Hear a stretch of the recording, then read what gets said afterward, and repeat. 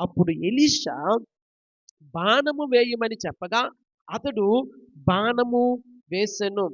అతడు, ఇది యెహోవా రక్షణ బాణము, సిరియనుల చేతిలో నుండి మిమ్మును రక్షించు బాణము, సిరియనులు నాశనమగునట్లు నీవు అఫెకులో వారిని హతము చేయుదువని చెప్పెను. దేవుని నామానికి మహిమ కలుగును గాక. ప్రియులారా, దేవుని వాక్యములో మనం చూస్తూ ఉన్నాము, యెహోవా రక్షణ బాణము.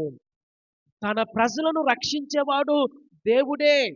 ప్రియులారా, నేను ఎప్పుడూ చెప్తూ ఉన్నాను ఒక మాట, ఇశ్రాయేలు ప్రజలు ధైర్యవంతులను, ఇశ్రాయేలు ప్రజలు పరాక్రమశాలులను, ఇశ్రాయేలు ప్రజల దగ్గర విలువైన ఆయుధాలు ఉన్నాయనో వారికి విజయం సంభవించటం లేదు ప్రియులారా. దేవుడు వారి పక్షముగా ఉండి యుద్ధం చేస్తూ ఉన్నాడు.